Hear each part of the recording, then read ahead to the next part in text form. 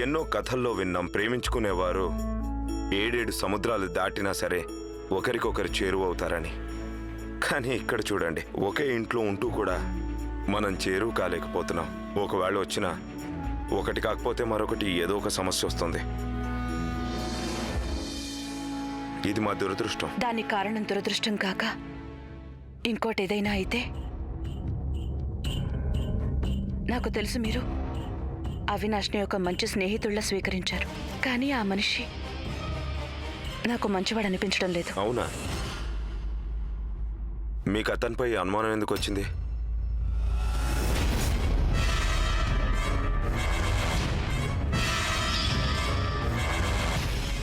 మీరు మొదటిసారి మీ చేతులతో మా కోసం ఇది తయారు చేశారు. దీన్ని మేమెలా పడనిస్తాం చెప్పండి? మనసు చాలా చంచలమైనది గాయత్రి గారు. మరి మా మనసు మారటంలో అంత విశేషమేముంది? చెప్పండి, మీకున్న అనుమానం ఏంటి అసలు? అతను ఏమన్నా చేశాడు అనుకుంటున్నారా? లేదు, ఆయనేం చేయలేదు. కానీ అతను చాలా వింతగా ఉన్నాడు. ఇక అతను ఎప్పుడైనా అతను మన చుట్టుపక్కల ఉంటే ఎందుకో నాకు చాలా భయంగా ఉంటుంది. అతను వింతగా ఉండడు, భిన్నంగా ఉంటాడు. అయినా అతను ఎందుకు నిప్పంటిస్తాడు? ఒకవేళ అతను మమ్మల్ని చంపాలనుకుంటే ముందే చంపేసి ఉండేవాడు కదా. గాయత్రి, మీరు దీని గురించి ఎక్కువగా ఆలోచించకండి. ఈరోజు జరిగిందంతా కేవలం ఒక ప్రమాదం మాత్రమే, మరొకటేమీ కాదు. పదండి, బాగా ఆలస్యం అయిపోయింది.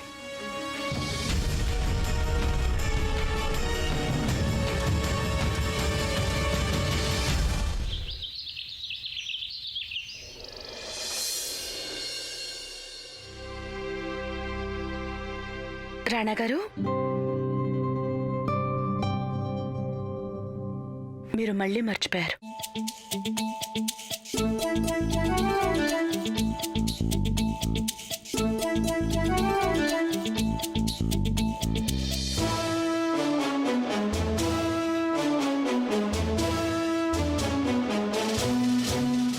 రుమాలు.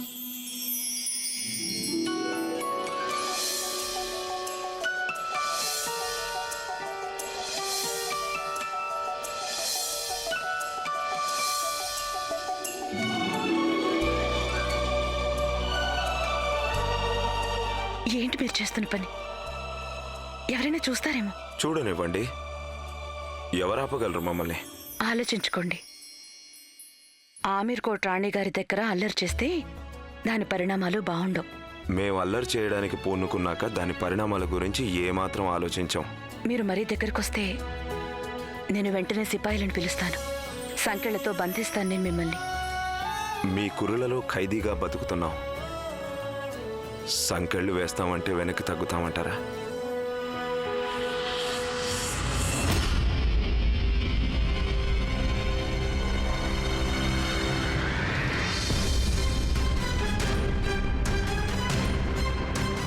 రాణగారు, ఈ రాజావారు ఈ విధంగా అవినాష్ గదిలోకి అలా చప్పుడు చేయకుండా ఎందుకు వెళ్తున్నారు?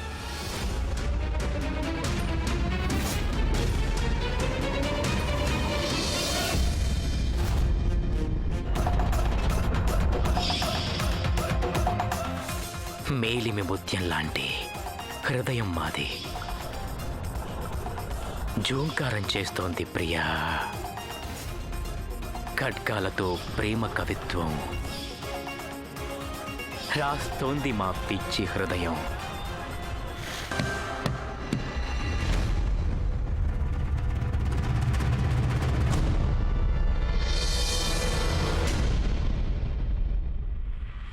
మీరు మమ్మల్ని క్షమించాలి గాయత్రి.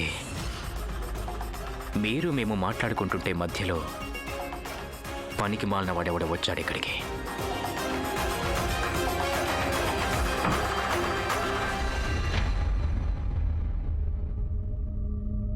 అవినాష్ గారు, మేము లోపలికి రావచ్చా? లోపలికి వచ్చేసి ఇంకా అనుమతులు దేనికిలేండి. రండి రాజావారు.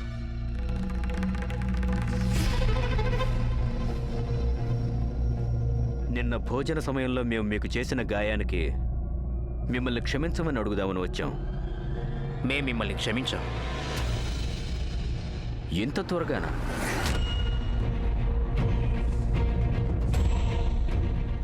మీరేం మాట్లాడాలని వచ్చారో త్వరగా చెప్పండి రాజావారు. క్షమాపణ కోరుతున్నామని సాకులు చెప్పకండి. ఆహా, మీరు మాలాగే నేరుగా మాట్లాడటం ఇష్టపడతారన్నమాట.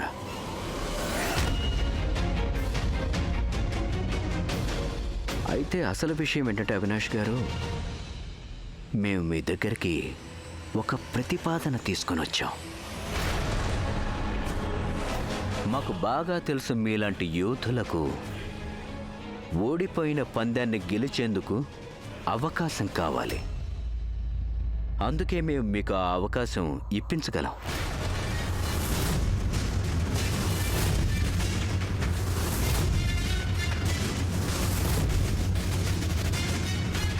మాకు కాస్త అర్థమయ్యేట్టుగా చెప్పండి.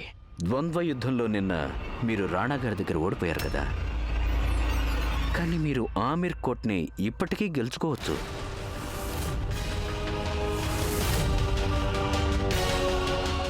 మా సాయంతో మేము మీతో స్నేహం కలుపుకోవాలని వచ్చాం.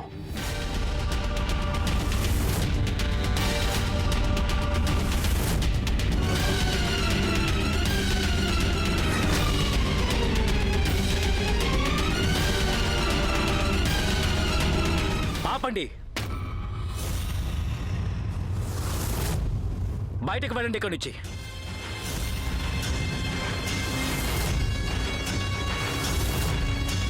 మీలాంటి మనుషులను మేము కనీసం మా ముందు కూడా నిలబడినివ్వం.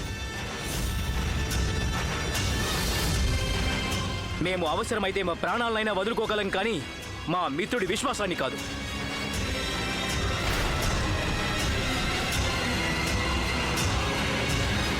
ఏదో ఒకరోజు మీకు మా అవసరం తప్పకుండా వస్తుంది.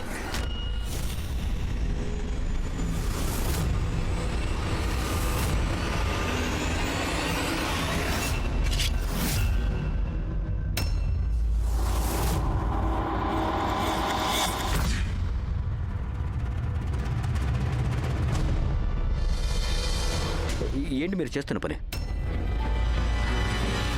మాకు అర్థమైంది. నిజానికి రాణా గారికి మీలాంటి స్నేహితుడు దొరికినందుకు మాకు సంతోషంగా ఉంది. మేము మీ స్నేహాన్ని పరీక్షించామంతే. రాణా గారికి ఏమాత్రం ఇబ్బంది కలిగించినా అప్పుడు మీ పరిస్థితి దారుణంగా మారుతుంది. మాకు అర్థమైంది. ఇప్పటికి కూడా మీకు మేము ఆ అవినాష్ని నమ్మి చాలా పెద్ద తప్పు చేశామనిపిస్తోందా? అతను భిన్నంగానే ఉంటాడు, కానీ మనసులో కల్మషం లేదు.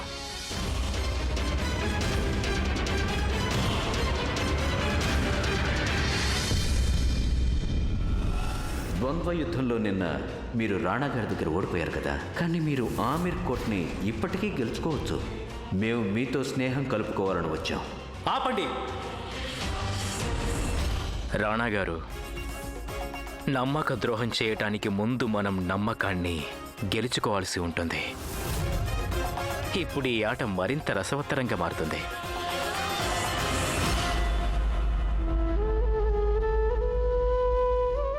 గాయత్రి, బాగుంది స్వర్ణ. ఒకే ఒక్క క్షణంలో నన్ను పరాయిదాన్ని చేసేశారుగా. మీ కొంట్లో బాగలేకపోతే నాకు ఒక్క మాట కూడా చెప్పాలని మీకు అనిపించలేదా అసలు? లేదు గాయత్రి,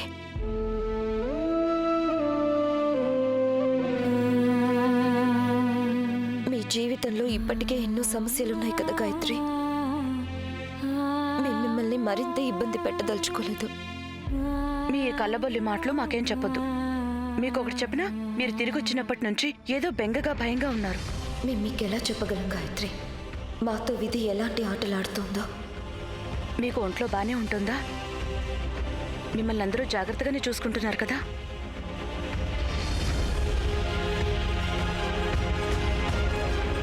ఏమన్నా మీ మొండితనం ఏమైనా ఉంటే అది మీ మహల్లో ఉన్న వాళ్ళందరికీ చూపించుకోండి. ఎందుకంటే మేము వచ్చింది పల్లెటూరు నుంచి కదా, మాకు రాకుమారు మొండితనం భరించడం తెలవదు. ఆయన నన్ను చాలా జాగ్రత్తగా చూసుకుంటున్నారు. నిజమే, ఆయన మిమ్మల్ని చాలా బాగా చూసుకుంటున్నారు. నాకు అనిపించింది ఏంటంటే... ఏమనిపించింది మీకు?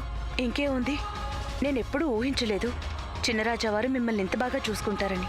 ఒక్కోసారి మనందరం ఎంత తప్పుగా ఆలోచిస్తాం కదా. ఇంకొకరి గురించి తెలుసుకోకుండా, అర్థం చేసుకోకుండా వారి గురించి మనం ఒక అభిప్రాయానికి వచ్చేస్తాం. ఏమండి, ఏం జరిగినా సరే నేను ఈ మహల్లో ఉన్నంత వరకు మీ మీద కనీసం కూడా వాళ్ళేమో. మొదట్లో మేము అనుకున్నట్టు ఆయన అలా ఏమాత్రం లేరు. మా అమ్మ ఒక మాట చెప్తూ ఉండేది, ఇంట్లో ఎవరికైనా ఒంట్లో బాగోలేకపోతే కర్పూరంతో ధూపం వేయాలట. నేను వెళ్ళి మొత్తం మహలంతా కర్పూరం ధూపం వేయించొస్తాను. అప్పటి వరకు మీరు చిన్నరాజా గారి గురించి తలుచుకోండి.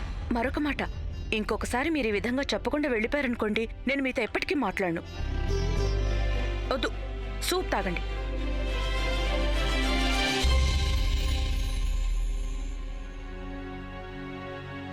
మేము మీతో ఎలా చెప్పాలి గాయత్రి?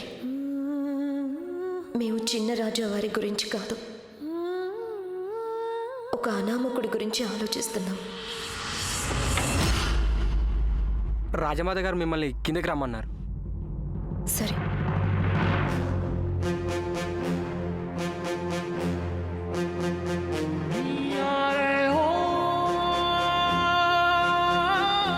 అవినాష్, ఇదేమిటి? ఇది తప్పకుండా రాజేశ్వరి పంపించి ఉంటుంది. ఈరోజు మా పుట్టినరోజు. ఈరోజు మీ పుట్టినరోజా? మరి మీరు మాతో కనీసం చెప్పనైనా లేదు. మళ్ళీ మమ్మల్ని స్నేహితుడని చెప్పుకుంటారు. మీరు నన్ను అడగనే లేదుగా. మా పుట్టినరోజు ఎప్పుడన్నది మాకే గుర్తుండదు, కానీ ఒక్కరికి మాత్రం ఎప్పటికీ గుర్తుంటుంది. రాజేశ్వరి, మా కవలగా పుట్టిన చెల్లెలు. ఈ తనే పంపించింది.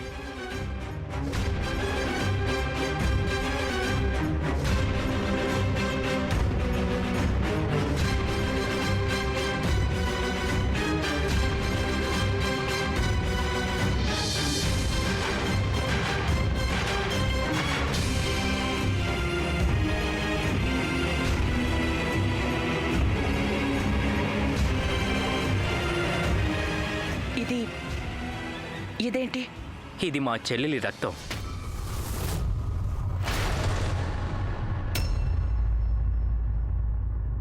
మాకు గుర్తు చేసేందుకు పంపించింది. మా ఇద్దరి మధ్య రక్త సంబంధం ఉందని.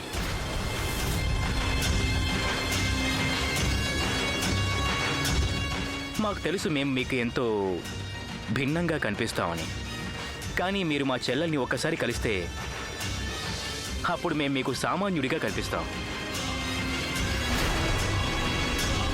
మా చెల్లెలు ఒక పెద్ద పిచ్చిది, చాలా పెద్ద పిచ్చిది. మేమిద్దరం అన్నా చెల్లెళ్ళం ఒకరికొకరం ప్రాణం ఇవ్వనుగలం, ప్రాణం తీయనుగలం.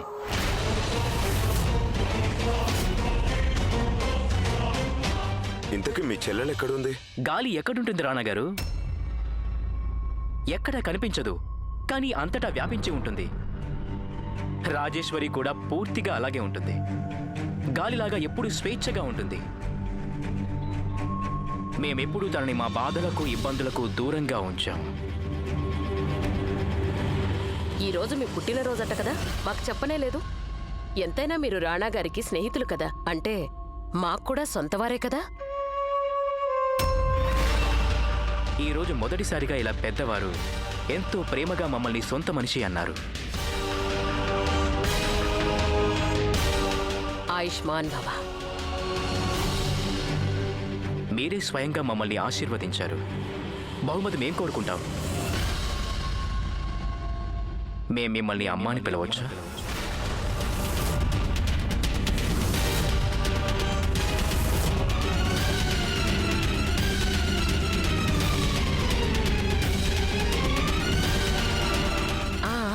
తప్పకుండా.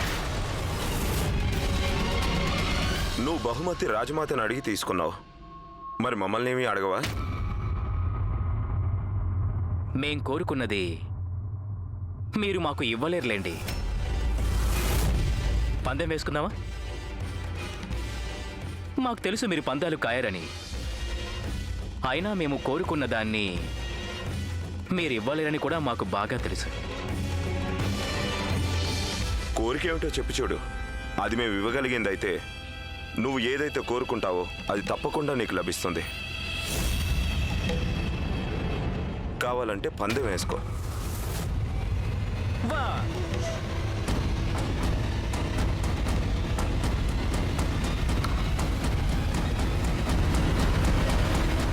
మాకు ఒకే ఒక్క అవకాశం కావాలి, కేవలం ఒక్క అవకాశం. మా ఓటమిని మా గెలుపుగా మార్చుకునేందుకు.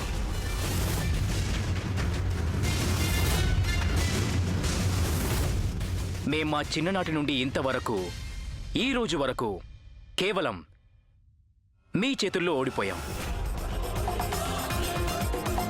అందుకే మా మనసు కనిపిస్తోంది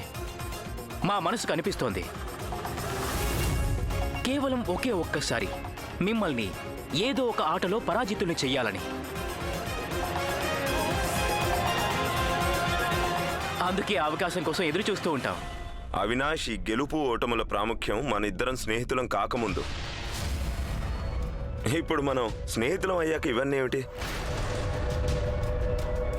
పైగా అవినాష్, ఈ రోజు ఇలా పోటీ పడాల్సిన రోజు కాదు, ఈ రోజు వేడుక చేసుకోవాల్సిన రోజు. ఈ రోజు మహల్లో నీ పుట్టినరోజు అంగరంగ వైభవంగా జరుగుతుంది.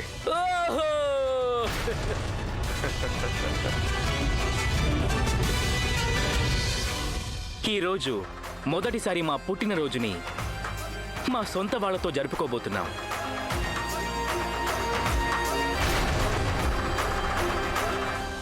మా జాతకంలో ధనానికి లోటేమీ లేదు, కానీ ప్రేమ మొదటిసారి చూస్తున్నాం.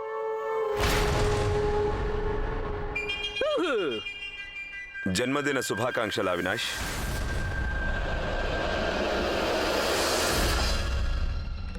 మీరు అవకాశం ఇస్తానని వీడికి చెప్పినప్పుడు ఈ నీచుడు మీ గొంతు మీద కత్తి పెట్టాడు.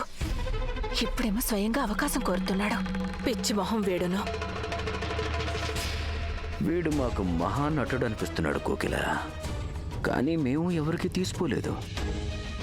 ఈరోజు వేడుకలో మేము వీడిని మా బుట్టలో వేసుకోలేకపోతే మా పేరు చంద్రవదన్ సింగ్ దేవ్ కానే కాదు.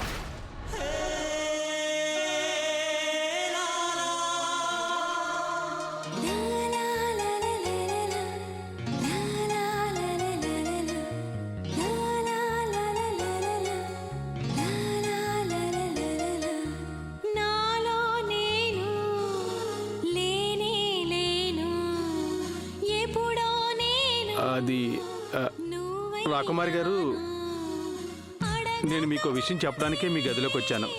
కింద అతిథులు వచ్చేశారు.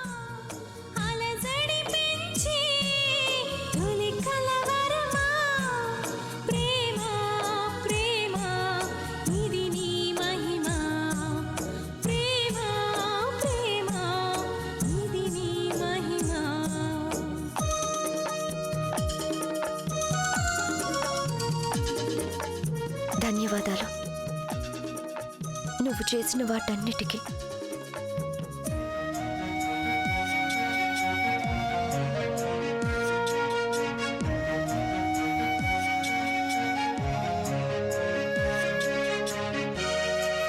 వేడుక కేవలం రాజవంశస్థులకు మాత్రమే.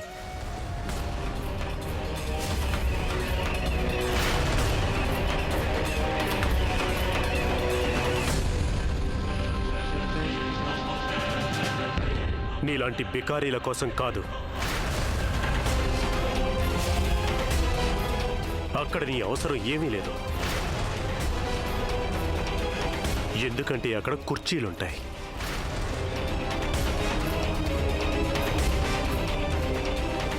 పరుపులుండవు.